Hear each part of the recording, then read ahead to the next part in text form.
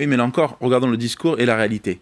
Nous sommes très clairs. Nous voulons deux choses. D'abord, que le président de la République s'engage pour la réindexation des pensions de retraite pour tous les retraités.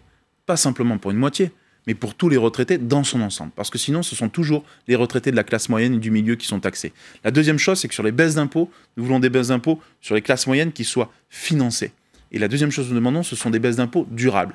Et on le sait très bien, si on fait des baisses d'impôts sans maîtriser la dépense publique, c'est encore des impôts demain. Alors pour maîtriser la dépense publique, il devrait parler de travailler plus. Ça aussi, c'est une idée que vous défendez chez les Républicains. Oui, mais vous savez, c'est pas parce que on fait des discours, des effets de manche, des effets de tribune, qui sont là pour satisfaire un électorat de droite, qu'on répond en fait politiquement à droite. La réalité, c'est quoi ?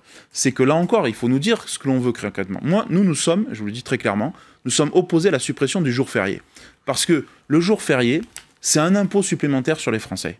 Parce que ce qu'il faut dire aux Français, c'est que le jour férié, c'est la solution de facilité. La suppression du jour férié, c'est encore faire payer sur celles et ceux qui travaillent. C'est un gouvernement de droite quand même, le lundi de Pentecôte. Oui, eh bien, oui, mais effectivement, je vous le dis, mais très clairement. Mais vous savez, c'est aussi ça la droite qui doit repenser sa doctrine politique. Nous sommes pour l'allongement de la durée du temps de travail, mais nous ne sommes pas favorables à la suppression du jour férié.